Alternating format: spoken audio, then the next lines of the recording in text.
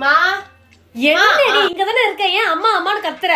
இன்னையில இருந்து நான் டயட்ல இருக்க போறேன். அதனால நான் வெறும் ஹெல்தி ஃபுட் மட்டும் தான் சாப்பிடுவேன். இந்த 2025 ஓட நான் ஃபர்ஸ்ட் எடுத்த ரெசல்யூஷனே ஹெல்த்தியா டயட் மெயின்டைன் பண்ணி ஜிம்முக்குலாம் போய் என் உடம்ப டிப் டாப் ஆக்க போறேன். சரி, இப்ப பிரியாணி செய்ய போறேன், சாப்பிடுவியா மாட்டியா? பிரியாணியா? இன்னைக்கு எதுக்கு பிரியாணி சம்பந்தமே இல்லாம? சண்டே அதுமா நான்வெஜ் வைக்கலன்னா மகாராணிக்கு தான் சாப்பாடு இறங்காது. போன சண்டே எல்லாம் சாம்பார் சாதம் ரசம் சாதம் தானே வச்சீங்க. இந்த வாட்டி மட்டும் எதுக்கு பிரியாணி? போன வாட்டி கறி எடுக்கலன்னா அழுது கொஞ்சோண்டு சாப்பிட்டேன். சரி, இந்த வாட்டி எங்க சாப்பிடாம விட்டுருவோம்னா சண்டே அதுவுமா நல்லா கறி எடுத்து செய்யலாம்னு பிரியாணி செய்ய போறேன். இன்னைக்கு தான் ஸ்ட்ரிக்டா பண்ணலாம்னு நினைச்சேன், அதுக்குள்ள இப்படி பண்றேன். சரி, இப்ப நல்லா நெய் போட்டு மணக்க சிக்கன் பிரியாணி செய்ய போறேன். சாப்பிடுவியா மாட்டியா? என்ன பண்றதெல்லாம் வேஸ்ட் ஆகி போயிடும்ல, இன்னைக்கு மட்டும் சாப்பிடுறேன். அப்ப சரி, சிக்கன் பிரியாணி, சிக்கன் தொக்கு, சிக்கன் ஃப்ரை, அதுக்கப்புறம் அந்த தால்சா அதெல்லாம் வச்சிரேன். சரியா? ஒரு வாட்டி டயட் இருக்கலாம் போது இந்த அம்மா தான் ஸ்பாயில் பண்றாங்க. பசிக்குதுமா, கொஞ்சம் சீக்கிரமா பிரியாணி செய்யுங்க. பிரியாணின்னு சொன்ன உடனே பசி எடுக்க ஆரம்பிச்சிச்சு.